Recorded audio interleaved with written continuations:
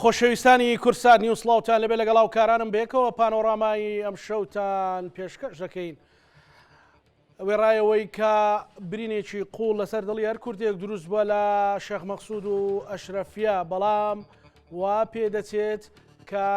نیەتەکە لەوە و مەترسیەکە لەوە بەرفراوانتر و مەترسیدارتر بێ. ئەمڕۆ حکوومەتی کاتی سووریا یان حکوومەتی سووریا ڕایگەیان کە دێرحافز و چەند ناوچەیەکی دیکەی ڕۆژاوای ڕووباری دیزلا کە ئێستا هێزەکانی سووریا دموکراتی تێدایە بە ناوچەی شەڕ ئەژمار کرا و ژمارەیەکی زۆر تانک و تۆپیان ڕەوانەی ئەو ناوچانە کردووە و مەترسیان دروست کردووە. هێزەکانی سووریای دموکراتیش لە ڕەقا قەدەغەی هاتوچۆیان ڕاگەیاند. ئەم شەو ئەمڕۆ بەگشتی دۆخەکە مەترسیدارە. ڕۆژانی داهاتوو چی دەگوزەرێ؟ پرسەنەتەوایەتەکانمان دەبێت خەڵک لە باشووری کوردستان لە هەر کوێیەک بێ دەبێت چی بکات بۆ ئەوەی ئەو مەترسیە ئیقلیمیەی کە لەسەر ڕۆژئاوای کوردستانە نەبێتە ئەوەی کە ناوچە گرنگەکان لەدەست دەربچن. پانۆراما گفتوگۆی و بابەتە دەکات بە میوانداری هەرێک لە بەڕێزان بەڕێز مامۆستا ئەبوبەکر هەڵەتنی سیاستمەدار مامۆستا زۆر هەروەها لە کۆبانەوە بەڕێز ئەحمەد خوازە سیاستمەدارمان لەگەڵە بێ لە ڕێگەی زوومەوە کەمێکی تر بەڕێزیشان ئامادە ئەبێت. مامۆستا دووبارە بەخێر بێت، سوپاس دەکەم بۆ ئامادەبوون لە پانۆرامادا. هەڵسەنگاندنی بەڕێزت بۆ ڕۆژاوای کوردستان لە دوای ئەشرەفی و شێخ مەقسوود چییە؟ بەڵێ بەناوی خوای گەورە و میهرەبان سەرەتا درود و سڵاوە نێرین بۆ گیانی شەهیدەکانی ئەو چەند ڕۆژە و خۆتەزانی ئەوەی لەو دوو گەڕەکە ئەنجام درا. ئەو پەڕی بەرگریەکی جوامێرانە بوو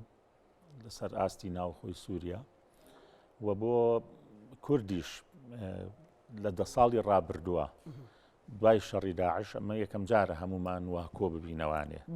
بە هەموو جیاوازیەکانمانەوە کە پاڵپشتی شەڕوانان کرا، هێزەکانی ئاسایشی حەلەب کرا بە هەموو جۆرێک لە خۆپشاندان لە ڕووی معنەوی لە گربوونەوەکان و لەسەر ئاستی حیزبەکان کە پاڵپشتی خۆیان دەربڕی و ئیدانەی ئەو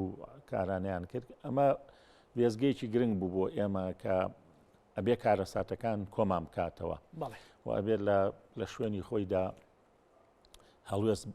وەرگرین لە چۆن تورکەکان تورکێک لە هەر شوێنێک بە حسابی خۆیان ئەگەر بچەوسێنرێتەوە یان هاوارێ بکە ئەمانە چن بەدەمیەوە، ئەبێ کوردستانیانیش لە هەر شوێنەکان هەمویان پاڵپشت و پشتیوانی هەر پارچەیەکی کوردستان بن دوور لە دەستیەوە. تا ڕادێک گوێ برینەکە دڵخۆشکەرەوە تا ڕادێک کە بەڵام خاڵی دووەم پێشەوەی باسی دۆخی سووریا بکەین لە ئێستایان ڕۆژاوای کوردستانە بێ بزانین ئەمانی کە ئێستا هاتوونەتە سەر حکوم ئەبوو محەممەدی جۆلانی لە چۆ هاتووە؟ کابرایەک بووە هەموو دنیا زانێکە لە بەرەی نووسرە و لە ئەلقاعیدە و لە داعشەوە هاتە 3 گروپی تونڕەوی بڕیوە، دوایی لە مەطبەخی دەستگا هەواڵگیری و مخابراتەکانە سوور کراوەتەوە ئەنجاهێنراوە. واتە ئێستا ئەم دەسەڵاتی ئێستای سووریا مەدین و خەرزدار و چاوبەرەوژێری کۆمەڵێک دەوڵەتە کە حتمما ئەوەکەی تورکیای لەسەر بۆ کاتێک هاتوۆتە سەر حکوم قەتەر و سعودیە بە جۆرێک لە جۆرەکان وەکو هێڵی سونی و پاشخانی سونی و لەولاوە ئەمریکا و ئیسرائیلیش ینی کە ئیسرائیل کوڕە نازدار و مدەللەکەی ئەمریکایە و ئەبێ بە هەموو شێوەیەک بەرژەوەندەکانی پارێزراو بێ. بینیمان ئەو ئیتفاقی کە لە پاریس کرا لە بەرامبەر چاونوقاندن بوو لەوەی کە هێزەکانی سوپای سووریا و حکوومەتی سووریای ئێستا پێشڕەویان کرد بەرە ئەو دوو گەڕەکە. واتە ئەمەی کە ئێستا ئەگوزەرێ بەشێکی پەیوەندی بەو سەفقانەوە هەیە، بەو گرێبەست و ڕێکەوتنانەوە هەیە کە لە نێوانی ئەو لایەنانەدا هەیە. بەداخەوەیانی ئەگەر ئێمە کورد جارێکی تر لە ڕاستیە لەسەر مێزی گفتوگۆ و دانوستانەکان نەبێ بە ژێرەوانێ و بە خۆش دەزانێت هێشتا و مەترسی هەیە بۆ ینی ئەوەی کە ئەوەی مامۆستا ئەوەی لە ئەشرەفی و شێخ مەقسوود ڕوودا تەنها بەرامبەر هەسەدە بوو یان بەرامبەر کوردانی کێشەی ئەوان کوردە ینی دەسەڵاتی کوردیە. کێشەکە لە چیا ینی ئەم دەسەڵاتە نوێیە هێشتا دەرچی ئەم واقعانوی سووریای نەکردووە پێشتر پەلاماری دروزەکانیدا پێشتر پەلاماری عەلەویەکانیدا مەسیحیەکانیدا بەڵام ئەوانە چونکە خاوەنیان هەبوو بە جۆرێک لە جۆرەکان نەیتوانی دەست درێژیەکان بۆ لەسەر کورد ئەم دەست درێژیانە پەرە ئەسێنێت خۆ تا بەو دوو گەڕەکەشەوە نەوەستاون ئێستا حالێن کە من تۆ قساکەین بەنداوی تشرین ینی بردومانی لەسرە ئەوە لە دێر حافز بە هەمان شێوە ینی وردە چۆن ینی لە باشووری کوردستان لە دوای ڕفراندۆم ئێمەیان حەسر کردەوە لە ئەو سێ پارێزگایی کە لە ئۆتۆنۆمی هەفتاوە هەمان بوو ئەمە و ناوچانیان لێ سندینەوانێ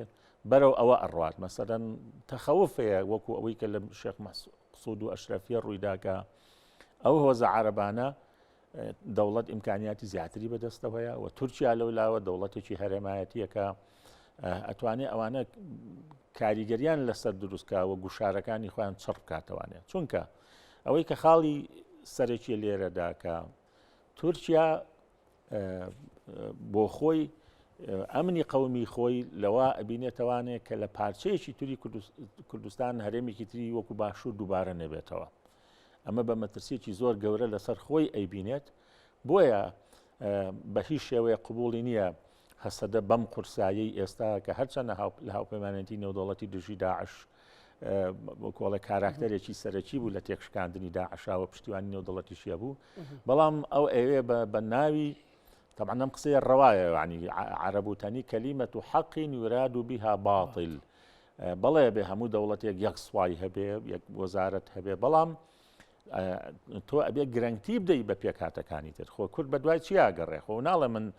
دەوڵەتێکم لە ناو دەوڵەتێکە جەنابەت دەزانێنین لە قسەکانی ئۆجەلان قسەکانی هەسەدا حتا کوردەکانی ڕۆژهەڵاتی کوردستان و ئێمەش هیچ کامێکمان دروشمەکەمان دروشمی دەوڵەتی سربەخۆ نەبووە وتومانە لە چوارچێوەی دەوڵەتەکانی خۆماندا وەکو کەرامەتمان پارێزراو بێ و وەکو هاوڵاتی و ئەو ئێمە بەشێکی حەقیقی بین لە ئەم وڵاتە سەرجەم ئەو مافانەمان هەبێ بەداخەوە ئێسامی کە لە سووریا گوزەرێن و کۆڵیکردنە لەو مافانە و ئەم کاریگەرێ لەسەر دەسەڵاتی ئێستای سووریا هەیە کە لە ناو دەوڵەتە هەرێمایەتەکان ئەم زەختەی لەسەرەکەن و بەداخەوە وەکۆڵێ شۆڤێنیەتی ناو سووریاش بەهێزترە لەوەی کە لە عێراقا هەیە ینی هەر چکە بەعز ئیشێکی زۆری کردووە و بەحسی سووری یەک شتێکی کردووە کە خراپتر لە بەحسی عێراقی ئەویش ئەوەیە کە کورد دابەش بووە وەکو لای خۆمان نییە مەسەلەن تۆ لە زاخەوە دەی تاتەوەڵەمە هەمووی پێوترێ کوردستان لە خانەوە ئەڕۆی هەتاوەکو کرماشان ئەمە کۆمەڵە پارێزگای کوردستانە ئەوە هاتۆ کوردی دابەش کردووە پارچە پارچە وەکو ئاردی ناودەرکەکە دابەشی کردووە بەسەر هەموو سووریادا هەندێک محافظەی بچوکی لێ دەرچێت لە ڕاستیە ینی ئەو زۆرینەیە نییە کە لە شوێنێکە بۆیە دابەش بوو ینی بۆیە کەواتە وایە ینی قسەی گلەی سەرەکی و قسەی سەرەکی لەسەر کۆمەڵگەی نێودەوڵەتیە کە وایە کورد بەجێ نەهێڵن بە گورگان خوارد بکرێت ئێستا وا پێشبی وا ئەبینرێت لە ڕاستیە چونکە ئەمەمە ینی کە مانگ سەر لە ئێوارە دیارە تۆ کاتێک کە دوو گەڕەکی کوردی 9 میلیۆن کەسی تایە دەوڵەت هەیە ئەندامینێتەوە گرتوەکانە 20,000 کەسەکەک تۆ 500,000 مرۆڤ قەتڵ و عامە کرێ بە سەودە دەبا بە و بە درۆن و بە کاتوێشا و بە 42,000 سوپای ئەنێریێت سەر 300 کەس ئەمە نەئەتوانرا بە گفتوگۆ و بە شێوازێکی ترم کێشەیە چارەسەر بکرێ بۆ ئەو ڕێکەوتنانی کە کراون پاشگەز بوونەوە ئەبوایە یەکەم بەرپرسیارەتی کۆمەڵگەی نێودەوڵەتی بوو چونکە هەتا کورد لەم چوار دەوڵەتەیە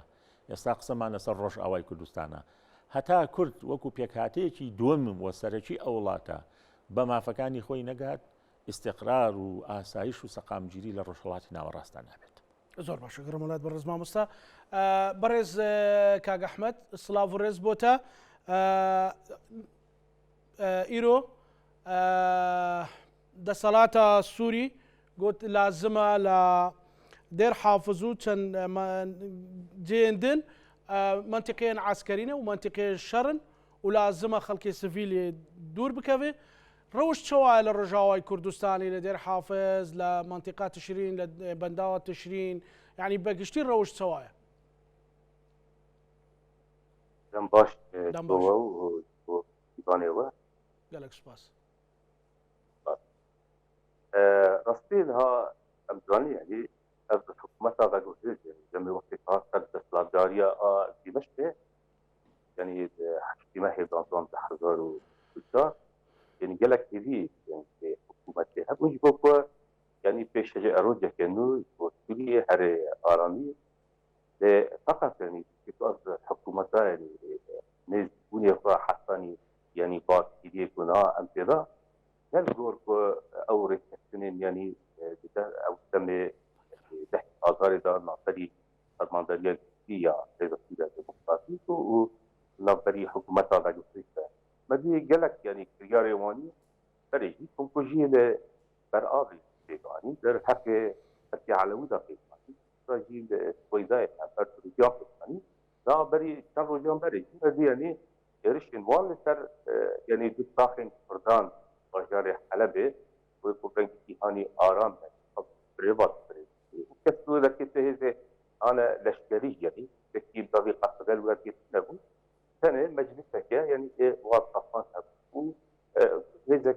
هندري يعني أطيش هو ذاك يجوا فرصنا تكتيبات ده أرمان جيفان كتير فدي تم وقتك درس مكين عسكري يعني إذا كفر يعني مثلا جوراني ده حاضن سبع حتى خانات ده حذرا يعني أو كسن إهانة ضرور تايبات أو كسن كل دستفاد منه للتريقاني للجريت يل عفر منه أو كسن إيه كل نظر يعني أذربيجاني وليبيا دا طلب كارداني عين جوا كسانا يعني إيه بري خدان يعني با حق خانة جي أبناجي بيلين يعني جي فرقية واجي فرقية وان كسد وحقي ضد وحشتي سلطان مراد وسلطان شاهو نور الدين زنكي وكسانا يعني فكرة أرمان جوان كتير يلوجي دم يخطيك أمها جارة كذن تبيجين يعني أب حريمة يعني دير حافظة يعني حريمة عسكرية عينا يعني أب تشتغل شيخ مصري وأشرفيه وشيء خلقي وذاك يعني كوش برد خلقي يعني ديموغرافيا وذاك يعني بديك خلقي رسنة أماني أرمان جوان أو جريداي يعني سياسة هيلو دولة تركيا يعني إتفاقية تايبات يعني إذا بدأ مشاهد فأجي يوروبي بريدة دولة تركيا بيشتكوا يعني خلافة عثمانية كسكتو أو ميثاق إهاني ملي جارك كذا روسا سوريا وقت تركيا دسواردان كيفية جلكي مازن يعني في عندك كيفية وتايبات يوروبي كذا توم هاج سواني إهاني توم هابو يعني أو كرد حسابك كردان في كرد نبن هبول توم في حتى أو داري واجد بري وطن وهجر قادرة كردان يعني يكون أفريقيا بيكون قوي ناقص نفسه هيلو رجبي كردستاني تقبل يعني بري عين الباش تقول معها دربتن وتعب وردات بين جسمه يعني تبقى كردستان ده شيء يعني تقدر لك يعني بقي أدنى حضر له حشتان كنت بري حكومات يعني كسين تاجر كردستاني كهذا هيرو أو تشتن كريارك وعينا كنت غير مسؤول كريه أو هويتيا خويب كسين يعني أو تومن إهانة سندرو أو الجهادي يعني إيكو فيه هاتن سرحة كما ودري يعني يكون كوجين هانا جلك مازال ودركي يعني بطار آمين تهابل يعني يعني هماني حزار كسبت يعني ناظري كسي هانا ونداي تقول مصدر يعني كابتن إيكو ناشط حقوق الإنسان إيكو منظمة إنسانية إيكو يعني شوفين الوقت يعني تكسر يلو جار كذا يعني لما نقول بيجن دير حاصر قاضي يمكن نتنش مخصوصيات يعني لو ذاك يعني أفكار أو تفاصيل يعني باطل رجلات السورية وتجربة أقول ذاك يعني حضروا تنظام ده يكون جوابي فرستاني يعني بريكات يعني حاطر هذا او دغازين يعني زي ذاجي تستريد دولة تركيا يعني او جي هنكي ظروف هي او توازنات هندري يعني هند تريد هم امارات لكن اظن ذاجي غاصن فرستاني يعني سود بغير هي جارت غاصن بري قابل الشيء كيف تنتهي حاصر لها ده كليك ام يعني برنامج دانشي او توباران وانا يعني توبان يعني دابيجن هريما در حفر كتل يهانا ستيفيل لو دري يعني لهمبر واكسانا دوازن تبن دوازن دواز سيبلان جوه ذا كده انت فيجن ده هريما كهانا عسكري وك شركة كيف نا عينا توبي وانا جارك دن ثاني برز كاج احمد برز كاج احمد ما يعني ما بس هذه سوريا حكومتها سوريا او كورت هذه سوريا ديمقراط لا رجالات روبار فرات بمينن يان ما بس تاوان كريشترا وزيدترا جبو حسكه جبو رقيه جبو دير زوريه جبو كوبانيه يعني ما بس تاوان تاني بو دير حافظو منطقه الدنا يبنداوا تشرين يان ما بس تاوان يعني قص تاوان كريشترا بله يعني اب حكومتها مضبوط يعني اساس يفوتو هات يعني بنا جاب يعني كانيا وانا هادستاني تندرواتن بنا جيكو دولتها تركيا يعني وانا دستك لا ام ببنين يعني لا بيشارو جان يعني هاتني حكام كيدان يان رايدرين كارين درباي سوريا يعني اسعد شيباني يعني بيوان كان تجابي بس عينا فرصه سبب يعني او جبنا يفوت ما هي جو ما هذا يعني وهات شكل بس كتوم بارك يعني او بابوس يعني امريكي يعني سوريا يكون ملف سوريا ناهيرو فجأة يعني وي اشكال جو دوي جبنا دايكي دوني دراغان دي يعني هذا جلال كرن يعني او ديفيجن كه ديفيجن هرمن اهانه عالي يعني رجلات في فرات يعني ير زور دبي رفعت دبي حتى كده دبي ابقى دبي يعني هين زيادتي بغنا نا او بيت يعني بيت بلكي كنا بونا بهماني او جبه هي مسترن اساس او نا هبونا يعني جلي كرد رجاوي كردستان دا بتايبت يعني لا غازن جلي كرد بدان ستاكيوس يعني دهرم قدا جبوي هاوي غازن يعني اراده بجلي تكبر هيرو زي ما قلت بلكي دبيجين يعني هريمه دير حاصر يعني هريمه دشتريه وعسكري بها يعني نري إيرشي ونا علي جرزورة تشكر سربندار نين تشكر تبغى جيب تشتي ونا يجرا وبيشن هريمه كدن يعني مدن صار ده شيء عين بري في طالك شيء دم وقت كوان دغاس يعني او بندبس من درباس يعني بري قرقوزاق درباس بكن درباس يعني رجلاتي يعني فراتي ببن ارمان جوان شو بيش بوكو اب حمي منطقه تنبرك يعني كوباني تنبرك درباس ده يعني اوريكن ايكو درباس يعني كانتون جزيره دبن قارب الوجي يعني قارب الدور بيت كيك بوكو قاربن برحتي يعني دستخوا سر يعني اراده خلقي بيكيكن و تجربه اري دبريا خستر ايكو بابو كان صالح يعني اذن الفيدك يعني جلك كفتين هالا مزرعه تشكرن غازم بيت بله قالك سباس زي ما قرم ما مصاب كرد بيلي استاهت شبكات مثلا استا بتومت باريا كان بيشت تومت باريا انا كان كان سوريا ديمقراط بوي كلا اسرائيل نزيكن خيره ولا فلان نزيكن او تدركوت يما كرد لكس نزيكني يعني لا هزلا يكون نزيكني كز لسري بجوابنا وزنابه فرموت ك بخاون ماينه وبراسي وخوشان نيو سوريان رادسي اسرائيل كردوا کورد چی بکات طبعا کورد لە ڕۆژئاوای کوردستان و لە پارچەکانی تری کوردستان هەڵوێستمان چی بێ بەرامبەر بە ڕۆژئاوای کوردستان یەکەمە بێ برادەرانی هەسەدە لە ڕاستیە و پێدە و هەموو هێزەکانی تریش کە حزوریان هەیە واقعی ڕۆژئاوای کوردستان جیاوازە لە واقعی باشووری کوردستان هەرچەند ئەوان لە ڕووی تەمەنەوەی ئەوان زیاترێ ئێمە 91 ئازاد بووین لە 92 حکوومەتی هەرێممان هەبووە 13 ساڵ تەجروبەکەمان بۆ تا بەعز ڕووخاوە 11 ساڵ تقریبا 2023 بەعز ڕووخاوە ئەوان لە 2011 بۆ 2026 15 ساڵ ئەزمموونێکیان هەیە هەسەدە و ئەم هێزانە لە ڕاستیەوە 10 ساڵەوە پێش شەڕی داعشیان کردووە بەڵام کێشەکە لە بوونی تورکیایە بێجگە لەوێ وڵاتەکە فرە نەتەوە و فرە مەسەب و فرە ئاین و ئاڵۆزەوە ئەو کەپتەی بەعسی سووری کردوێتی بە درێژایی ئەو حکمی 50 ساڵی خۆی بەڵام کێشێکی تر کە دەوڵەتێکی تری هەرەمایەتیە کە تورکیایە لە ڕاستیە کە حزوری سەربازی هەبووە لە ناو سووریا بە درێژایی ئەم 15 ساڵە تاوەکو ئەسەد ڕووخاوە واتە بە فعلی حزوری هەبووە چ ڕاستە و خۆ چ لە ڕێگەی و گروپانەی کە سەر بە تورکیا بوون ئەم واقع نوێ کەواتە ینی ئەبێ ئەوە ڕەچاو بگرین کە تورکیا تەماشاکار نابێ و بەرژەوەندی قوڵ و استراتیژی هەیە لە ناو سووریادا ئەمەی کە ئەم جارە بۆ نمونە برادرانی هەسەدە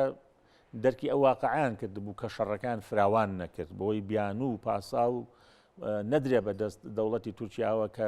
ئەو کاتە جەبهەکە فراوانترە بوو قورسە بوو تۆ ئیداری ئەم هەموو جەبهەیە لێک ئان و ساتا بکەی ئەوە یەکەم دووەم شێت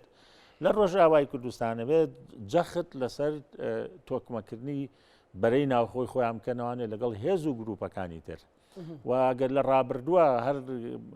لێک تێنەگەیشتنێک هەبوو بێ ئەبێت جارێکی قابلی مراجعە و پێداچوونەوە بێ بۆ لە ڕاستیە لەبەرەوەی کە بۆی مەجای دەستێوەردان نەبێ مەجای ئیستیغلال نەبێ ئەبێ ئیدارەی خۆسەر لە ناو ڕۆژ ئاوای کوردستانە ئەم کرانەوەی هەبێت بەرامبەر بە هێز و گروپەکانی تر سێهەم دەوری باشوور کە تاوەکو ئێستا باش بووە لە داهاتوشە دەوری باشوور ئەبێت دەوری پاڵپشتی بێ و ئەبێ حساب بۆ هێزێکی وەکو هێزەکانی سووریایی دیموکرات و ئیداری خۆسەری بکات چونکە لە 15 ساڵی ڕابردووە ئەمان هەم خاوەنی مێژوون هەم خاوەنی خوێن و قوربانین و هەم خاوەنی تەجروبەیەکیشن لە ئیدارەدان تەجروبەیەک یانی کە ئێمە چۆن پێمان خۆش بوو دوای ڕوخانی سەدام حسابمان بۆ کرا وەکو ئەمری دیفاکتۆ و واقع مامەڵەمان لەگەڵا کراوە جارێکی تر مافەکانمان لە دەستوری نوێی عێراقە گوێ کرایەوە هاوپەیمانان لە سەروی هەمویانەوە وڵاتی یەکگرتوەکانی ئەمریکا پاڵپشتمان بوو هەمان شت ئەبێ بکرێواتە ئەبێ باشوور بیر لەوە نەکرێتەوانێ لەسەر حسابی بۆ نمونە مەسەلەن هێزێکی تر بەرنە شوێنی هەسەدە لە ڕاستیە ئەوە پێم وایە کێشەکان ئاڵۆسترەکە و حەلی برینەکان ناکرێ بەڵامە کرێ لە نێوان هێز و گروپە جیاوازەکانی ڕێکەوتنە ڕێکەوتنێکی ترێ بەڵام بیرکردنەوە لە حەزفکردنی هەسەدە و هێزەکانی سووریای دموکرات و پەرابێز خستنیان و تەنانەت وەکۆڵێت دەرکردنیان لە گۆڕەپانێکی سیاسی چه ئەحمەد شەرع بیکە جۆلانی بیکە چه باشوور ئەگەر هێزەکانی باشوور لە خیاڵی ئەوە دابن کە هەمان مەرامی تورکەکان بێتە دی ئەوە پێم وایە هەڵەیەکی استراتیجی زۆر گەورەیە ئێمە بێ بەم واقعی کە هەیە لە 15 ساڵی ڕابردووە ڕۆژئاوای کوردستانمان قبول بێ و بەم واقعەوە بەڵام بە تەداروکردن و چارەسەرکردنی و کێشە و کەم و کوڕیانەوە ئەو لێک نەگەیشتانی کە هەیە خاڵی سێم دیبلۆماسیەتی ئێمە ئەتوانێت باشووری کوردستان لەو پەیوەندی و علاقە دیبلۆماسیە کە هەیەی ئەتوانێت کاریگەری خۆی هەبێت لەسەر دۆستەکان و زل هێزانی نێودەوڵەتی کە جارێکی بۆچی زل هێزانی نێودەوڵەتی و دۆستەکان کوردیان ئەوە پەراوێز بەجێهێشتەوە بەڵێ ئەمە پەیوەندی بەم ململانەوە هەیە کە لە ناوچەکەیە هەیە چونکە داشی دامەی زۆر گەورەتر هەیە لە کورد ململانەی سین و ئەمریکا و دوو دەوڵەتی هەرێمایەتی کە ئیمپراتۆرن تورکیا و ئێران لە ناوچەکەیە ئەم مەساڵحانە لە ڕاستیە گەورەترە لە کورد لە ڕاستیە بەڵام کورد بەشێکە حزوری هەیە لە ڕاستیە لە ڕۆژهەڵاتی ناوین و لە سووریاش و لە تورکیاش و لە عێراقیشە ناوێ ناری دەبگرێت کەواتە ئەوە خۆمانین خۆمان ئەسەپێنین تۆ کاتێک کە خۆت ئەسەپێنی کاتێک کە کارێکەکەی کە بەرامبەرەکەت حسابت بۆ بکە و مامەڵەی ئەمری واقع لەگەڵا بکە ئەینا نابێ چاوەڕێ ئەوە بی فەرموود لێ بکەن هەرگیز ئاو هەردی بەڵێ تۆ خوێنت داوە 15 ساڵە حزورت هەیە بەڵام ئەمە هێشتا بەس نییە بۆ داهاتوش ئەبێ بەو تۆکمەوە بڕۆی لەسەر ئاستی ناوخۆیی لەسەر ئاستی لێگەیشتن لەگەڵ باشووری کوردستان و هەرێمی کوردستان و لەسەر ئاستی ئەوەی جارێکی تر وروژاندنی تەعاتوفی دەولی بەرامبەر بە خۆمان نەک ئەوەی کە کاگنۆشیروان ناوی ناوە کەلتوری کوڕزانەوە نا ئەمە میلەتێکن خوێنیان لێ ئەسۆڕێ و لەسەر ئەساسی بەزەیی نا لەسەر ئەساسی ماڤ لەسەر ئەساسی کەرامەتی هاوبەش بەرژەوەندی هاوبەشت و ئاشتی و سەقامگیری لە ڕۆژهەڵاتی ناوەڕاستە کە بەبێ کورد مستەحیل لە جارێکی تر بچەسبێت ئەومان بۆ کرێ بەشەکەی خۆمان ئەبێ بیکەین بەشەکەی خۆمان ئەبێ بیکەین ئایا کردومانە ئەبێ بیکەین من وەک وتم ئەم لە ڕووی معنەویەوە ئەم تەعاتوفەی کە دروست بوو ئەم جارە خاڵێکی باشە پشتیوانیەکانی باشووری کوردستان چ لەسەر ئاستی میلی چ لەسەر ئاستی فەرمی و دەسەڵات شتی باش بوون کوردانی تاراوگا ئەتوانن شت بکەن لە ڕاستیات دیبلۆماسیەتی کوردی ئەگەر هەر کەناڵێکمانێت لە کەناڵی پەیوەندیەکانە بێ بۆ ئەمە بیخەینە گەڕ ئەگەر خۆمان ئەمانەمان کاک ئەحمەد ئەڵێ مەبەستەکە لەوە بەرفراوان فرترە کە دوو گەڕک بێ گەڕک بەڵێ ینی من پێم وایە ینی بە قۆناغ ئەمە ئەکرێت لە ڕاستیە ینی بە یەک دەفعە ئەم گوشارانە لەسەر هەسەدە و ئیدارەی خۆسەری لە ڕۆژ ئاوای کوردستان بە یەک دەفعە ئەنجام نادرێت بەڵکو قۆناغ بە قۆناغ و حتمما جەزب نەبزی ترپەی دڵی دەوڵەتە هەرێمایەتیەکان و باشووری کوردستان و کۆمەڵگەی نێودەوڵەتی شەکرێ کە ئایا کاردانەوەکان چیە حتا کاردانەوەکان گەورەتر بەرفراوانتر بن ئەوان دەستچێشنەوە بەڵێ مامۆستا لە ئاستە میلیەکەی ئەو ئاست دیبلۆماسی و سیاسی ئەوانە جەنابەت خستە ڕوو بەڵام لە ئاستە میلیەکەی کە جەنابەت بە دڵت بوو بەڵام لێرە لەوێ هەندێک دەنجینە شازە بوو هەندێک بوویان ئەوان بە ناوی ئیسلامەوە ڕوبەڕووی مثلەن شرعه دەدەن بە خۆیان بەتابەتی حکوومەتەکەی ئەحمەد شەرع بە تەکبیر خەڵک فرێدەنە خوار لە بینایە مەسەلەن بە تەکبیر ئەچنە ناو گەڕەکەکانەوە ئەو شەڕاکەن بەڕاستی ئەم درزا مەسەلەن هەتا هەندێک کوردی خۆشمان هەیە تێیدی ئەو بابەتەکە پشتیوانی ئەو بابەتەکە ئەو درزەهی ئەوەیە لێوەوە داخەڵ بن بۆ قەتڵ و عامکردنی کورد بەڵێ خۆی بەداخەوە ینی ئێمە لە مێژووە و بە تایبەتی لەم دوو سێدەیەدا هەڵمەتی ئەنفالەکانیش و ئەم ئۆپەراسیۆنانە بە ناوی وەلفەجر و وەلفەتح و ئەنفال و ئەوە لەم ئەخیرانەشا بینیمان لە ڕاستیە بەرامبەر بە کورد ممارەسە کراوە ئەمە خاڵ یەکەم خاڵی دووەم ئەم گروپانە چیان ئەمریکا ئێسامە کۆمەڵە گروپی تونڕەون لە هەنا و ڕەحمی داعش هاتوونەتە دەرەوە ئەلقاعیدەوە هاتوونەتە دەرەوە و ئەمە بەشێکیان چەکداری بیانین کە لە ناو پێکاتی ئەم سوپایان و ئەم هێزن وازەحە لە ڕاستیانی کە ینی کەواتە پەروەردەی ئەوان و عقلەتی ئەوان عقلەتێکە کە کوردی قبول نییە و ئەو وێنایی کە لە کوردیان گرتووە وەک کۆمەڵێک خەڵکی لا دەر و مفسید وێناکە گیراوە لە ڕاستیە و لەبەرەوە ئەوەی کە بوو لەلایەن و هەندێک لە بەداخەوە زانا و لەسەر ئاستی بیرمەند و کەسایەتی گەورەی عەرەبی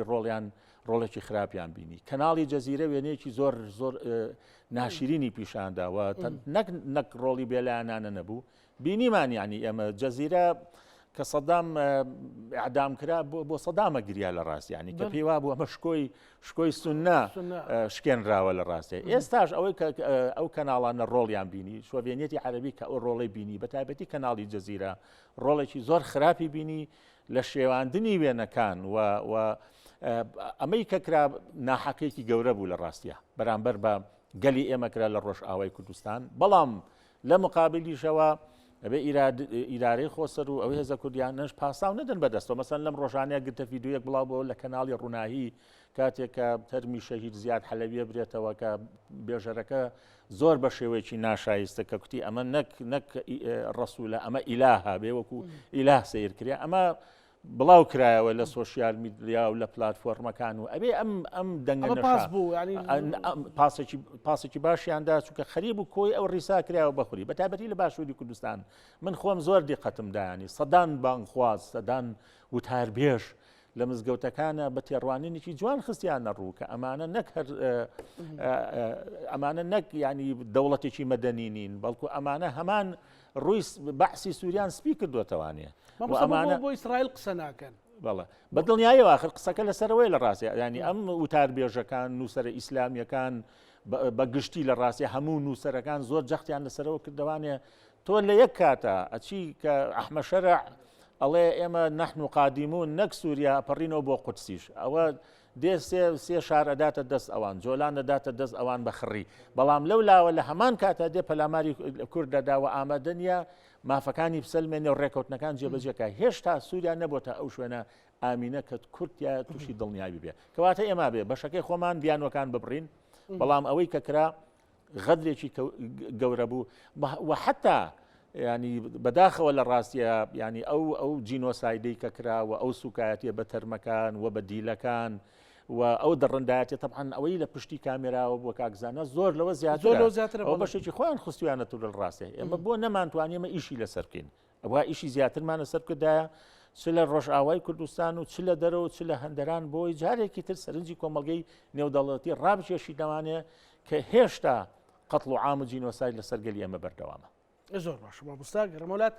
بەڕێز کاک ئەحمەد نەها مەترسی لەسەر کۆبانێ هەیە ینی جموجۆڵ بە حکمی کۆبانێ منتیقەکە حدودیە و نێزیکی تورکیایە هیچ مەترسی هەنای جموجۆڵ هەنە ینی استفزازکردن هەنە لەوێرێ نها اما يعني ام بلكي دزي تجربه يعني زي 13 سال حروج يعني يقارن وحروج ايرشكرن وحتى بنجي كتير يعني دولة تركيا يعني هي خانه لشكري ومرات فوحمي يعني إذا بدأ كذا تجربة يلك يعني بدأ وجواد شكرن طيبة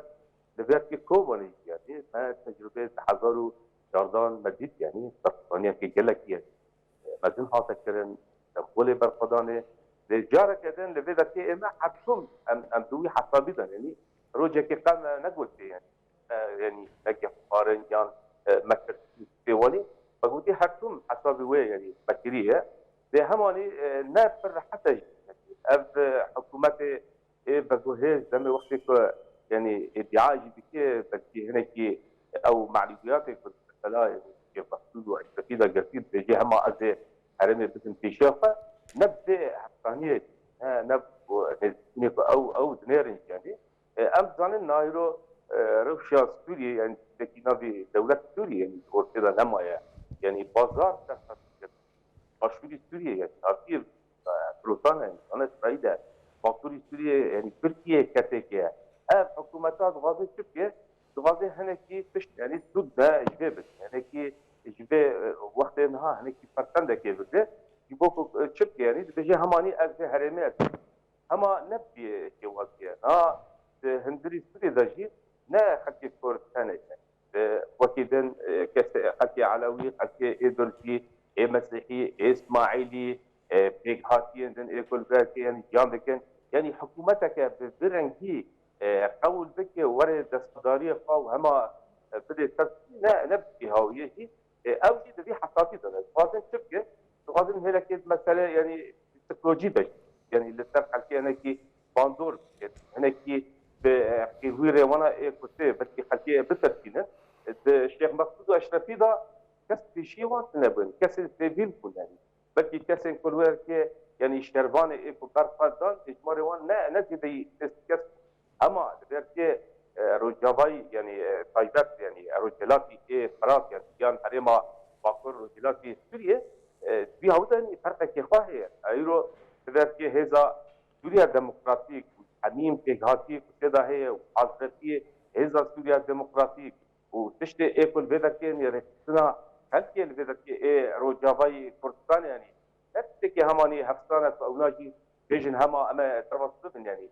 ذلك غازم يعني تكسبك صار بدي يعني زي زادوا دوزدر وجان بندبه تشمين هذا يعني شق خاصة بهذه وهذه ترجع مقصودة عينها وهذا تسروي ذلك هما نكم يعني حتى برستك يعني ايش تبغى مثلك انكم ايش تبغى كما يعني يعني خلق ايه بقولوا جلاتي طيبت رجابي كردستان السب حتى هذا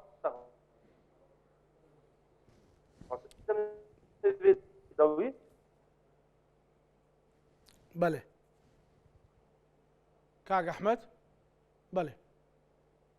زور باشا يعني خلقي شو يعني وقت مثال ان كان انا حرام من اذن شي ورقه بكن عملي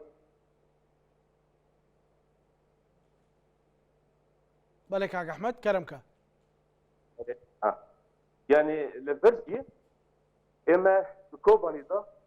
حتم ابدو حسب زونه بلكي نهار ارشتني وانا هنا بجاي يعني تكيد اري سينور اما باكوري كردستان يعني كيف اولا يعني ارشتي ما بك تكيوان سنه زي هماني جارتنا بالفري وانا بمروف يعني حتم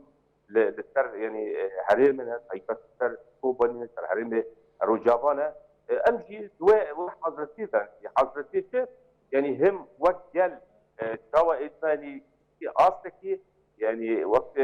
بيجن يشري جل شو الكلام جل يقول كر فقول وياوني فشاو فارسة جل بتشاوي بكلك شرباني فا يعني بتسكنه جل لهمبر ارشكني وان يعني جفارني وانا جرك يعني هلبستا قال يعني جوابي اما ام هرتم يعني ذي حضرتي دانا هماني نها يعني ذي روجي يعني كنها ام كذا اشتكي وانا يعني لهمبر طيبت كوبن اشتكي وا يعني سنه بلكي ايه براني يعني وقت بري مجهود هرمي ايه دير حاصري دير الدوري او جي تساد غازن شركه تساد غازن بعربي تكون خاصه يعني ضعيفه بلكي دوي خاصري دا انا كي علي او يجي هرمي يجي اكل رجلات يجي غازن دوي دا كده يعني بغاز ام دربليه هماني برحتي درباس هرمان بدن نبوي شيء وازيه آدن آلی تنتج يعني هي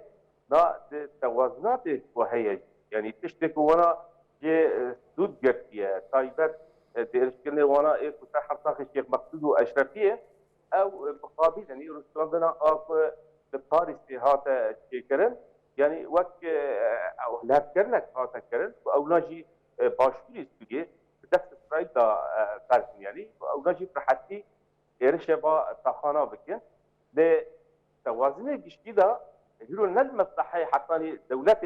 فلسطینی طيبت اسمه تركيشيوان يعني امريكا زرتيان كي داوي بيت كردان كون وقت بلكي يعني تكي ايهاني دمتي هيرو اجبا حكومه باغوهيز يعني كاك احمد وانا بله قالك سباس بو بريس كاك احمد خواجه سياسه مدار لكوباني ديال مبوي قالك سباس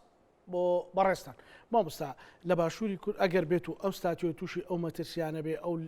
لەبەر یەکەڵۆشانەوە بێ ئەو دۆخی ئیقلیمیە بێ هەرێمی کوردستان چی بۆ دەمێنێتەوە؟ بەڵێ هەرێمی کوردستان بەداخەوە خۆی بەدەست کۆمەڵێک کێشە و قەیراونەوە ئەناڵێنێت ئەبێ پەلە بکە لە پێکهێنانی کابینەی نوێ و دەست بەکاربوونی پەرلەمان و پێکهێنانی یارمەتی دەربێ هاوکار بێت لە ڕاستیات لە پێکهێنانی حکوومەتی نوێی عێراق بۆ ئەوەی بەم کارتە بەهێزەوە بتوانێت پشتیوانێکی ڕۆژ ئاوای کوردستانیش بێ چوەک ئیمتیدادی قەزیەی کوردی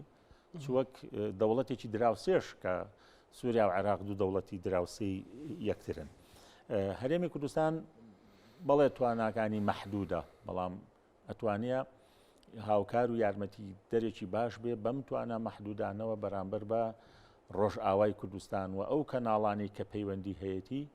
ئەتوانێت بەکاریان بێتێن بە تایبەتی کە کۆمەڵێ پۆست لە عێراقا پشتی کووردە و کورد لە پێکهاتەیەکی سەرەکیە لە ناو عێراقا و ئەبێت دەوڵەتی عێراقیش بخاتە ژێر بەرپرسیارەتیەوە کە ئەو چۆن بتوانێت یعنی لە هەموو ئاستێکەوە بیشی لەسەر بەڵە مامۆستا من بە جەنابتم و توش ئێستا کاتینەتەوەیە پرسیینەتەوەیە ئەم پرسنەتەوەیە بێت چه هاوارێک بێ لە ئەعلامەوە لە هێزی سیاسیەوە لە تاکێکەوە لە کەسێکەوە کە لە پەڕی فەیسبووکی خۆی هەیە ئەبێ هەمومان کۆ بکاتەوە و ئەبێ ئەم دۆخەی کە ئێستا تایداین جگە لە یەکێتی نەتەوەیی و تەبایی من ناڵم یەک ڕیزی تەواو بەڵام تەبایی و لێکگەیشتنێکی تاو بۆ تەواو بۆ ئەم دۆخەی کە ئێستا لە ناوچەکەیە گوزارێ ئەمە فریامانەکەوێ ئەبێ بە جیاوازی بۆ چوونەکانمان بە جیاوازی ئینتیمای سیاسیمان و ئەبێ گرێت دەرونیەکان بخەینە ئەو لاوە چونکە کورد هیچ کارتێکی گوشار وەکو کاتی تەبایی و لێکگەیشتنی ناوخۆیی نییە کە پیشانی با بۆ دەرەوە لە ڕاستیە کە ئەویش میلەتێکی هۆشیارە لە خەم و ئازاری براو خوشکەکانی لە پارچەکانی تری کوردستان تێ ئەکات ئەوەی کە پەیوەندیدارە بە ڕۆژ ئاوای کوردستانەوە جارێکی تر لە ڕاستیە ئەبێ ئەو برادران لەوێ بزانن کە قوربانی خاوەنی ئەوەی کە نزیکەی 20,000 شەهیدن ئەمە خۆی لە خۆیان هەر پاساو نییە بۆمانەوەیان لە ڕاستە بەڵکو بێت لە گەمە دیبلۆماسیەکان شارەزا بن و ئەبێ لەسەر مێزی گفتوگۆ و دانوستان بتوانن کارایی خۆیان بسەلمێنن من پێم وایە کۆڵێک دووگەڕەکی شێخ مەخسوود و ئەشرەفیە ئەمە بەشکست بۆ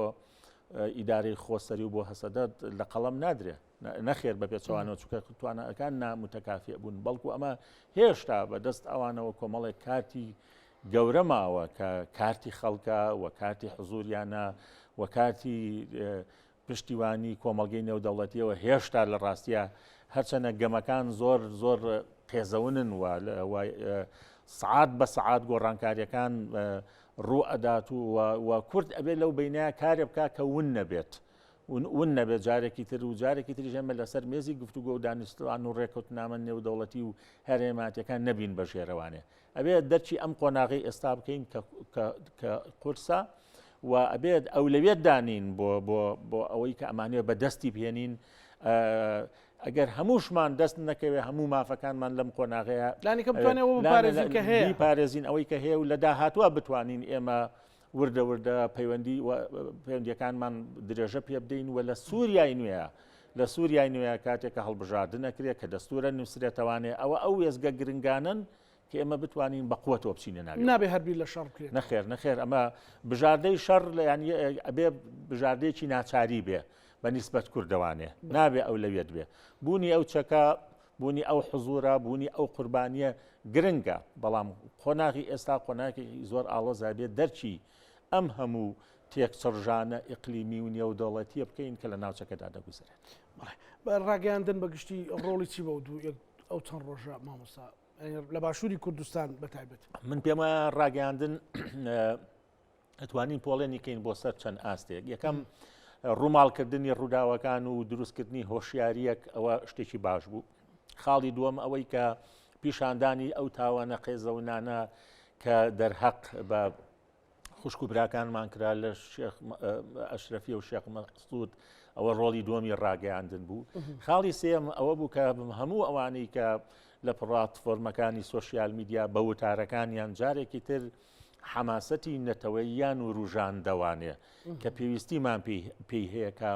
ئەوەی کە بەداخەوە بەهۆی تەجروبەی باشوور و تەجروبەی حکومڕانی و ئەو قەیرانە سیاسی و داراییەوە خەریک و ئەبوو بە ژێرەوانێ بەڵام دەرکەوت لە ڕاستیا کە ئێمە